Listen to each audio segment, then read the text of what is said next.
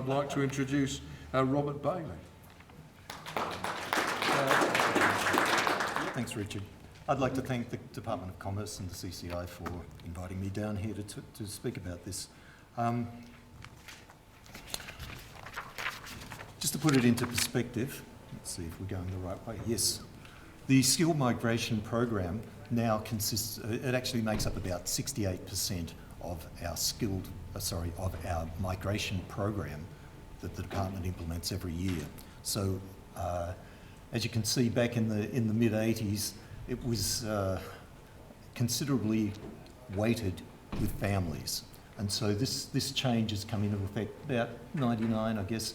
It started to even out and then take off. So the department puts a lot of importance into the skilled migration program because it helps us develop Australia and build our economy. And at the end of today, I'm not sure if you're aware of it, but there are some thumb drives down the back there in a bowl. I would encourage you to take it because I'm just going to race through the migration program. It's like migration in a nutshell. As an employer, you can employ people who hold permanent residence visas. You probably come across many of these people. These are people who could become eligible if they chose to become citizens of Australia. You can also employ people who are on temporary visas. Now, these could be people who are students who are allowed to work up to 20 hours a week. They can work longer during semester breaks. They could also be the partners of temporary visa holders, and they can work in an unencumbered environment where their partner may have actually been sponsored by you as an employer or even somebody else as an employer. Just briefly touch on working holiday maker visas. The working holiday maker visa is not actually a skilled migration visa, it's a cultural exchange visa. It's reciprocal agreements with various countries where Australian youth can also go and work in those other countries that the visa holders come from. They can only work for you for an employer for up to 6 months. However, if they go away into the regions, such as Collie, and work in agriculture, building, or in the resources sector, they can actually get themselves a second working holiday maker visa and could come back to work for a second 6-month period the following year. This next bit is a bit of black hat stuff. It's incumbent upon an employer to understand the work rights of anybody that they employ. So citizens, not a problem. Permanent visa holders, not a problem. But you could be faced with somebody who holds a temporary visa. You need to get into our system. There is a thing called visa entitlement verification online. You register for it. You get the permission of the job seeker for you to go in there and interrogate the database. That will allow you to determine whether or not you can actually employ that person or whether there are hour restrictions or whatever applies to them. There are sanctions and fines for you as an employer if you actually employ somebody who does not have the right to work. You've probably seen some of these visa subclasses in the press. The 457, which is it's actually an uncapped program and is available for you to bring in skilled workers for 1 day up to 4 years. We've also got labour agreements. These are for occupations that are not prescribed on lists, and where an employer may be seeking a skill level that is below our skill level threshold for granting of the visas under the normal programs. You may be looking for concessions. You would engage in our department and negotiate a labour agreement for that purpose.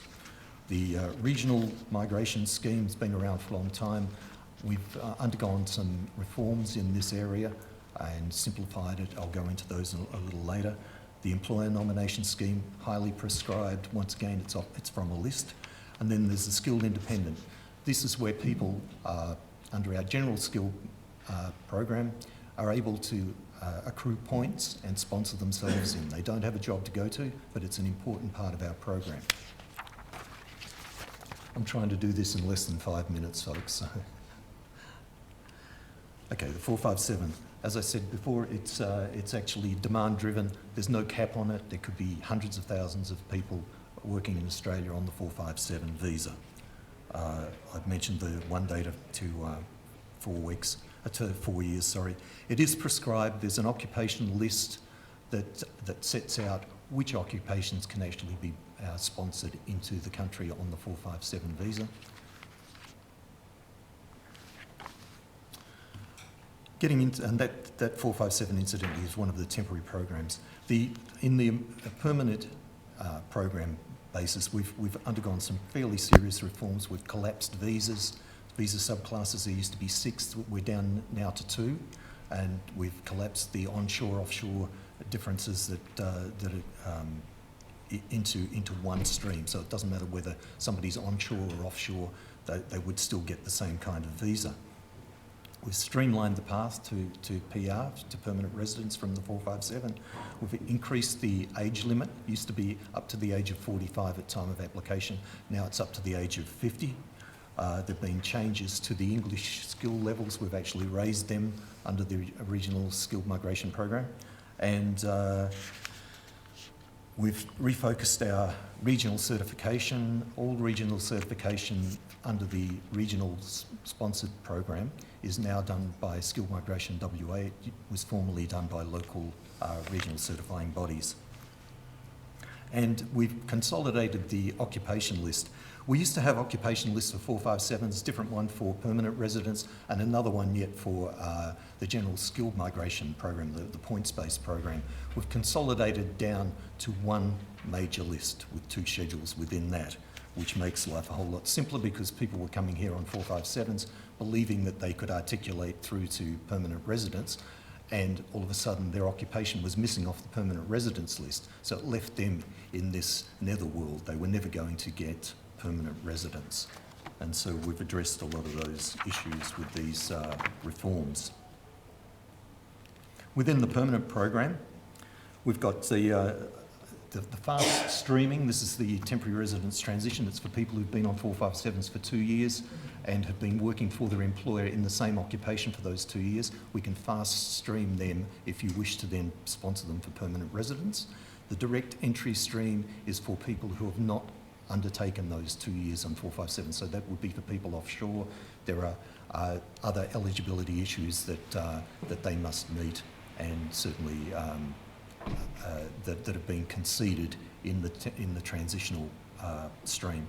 And then we've got the agreement stream, which is once again labour agreements, and these can be, and if you were to engage the department with them, you bring in people initially on a 457, you can actually negotiate to bring them into permanence after a period of time. So there are labour agreements for temporary, and there are labour agreements for permanent employees. Once again, for occupations not prescribed on the list or designated in ANSCO.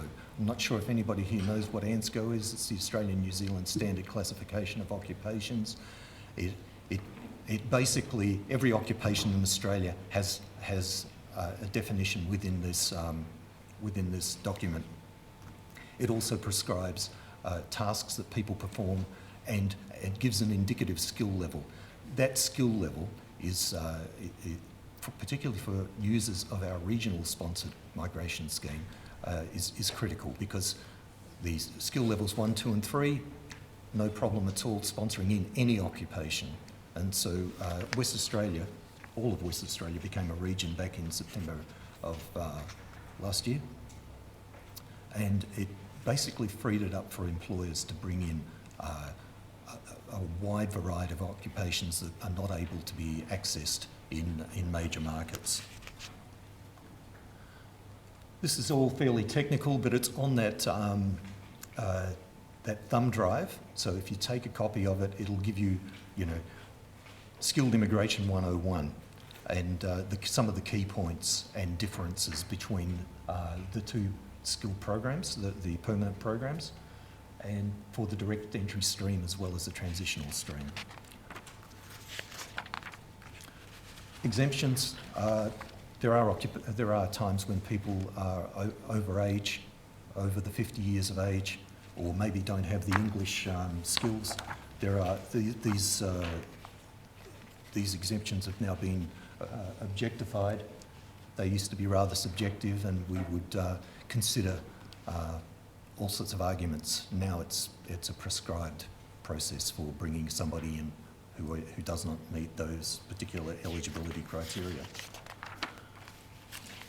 Labour agreements, I've already mentioned most of that.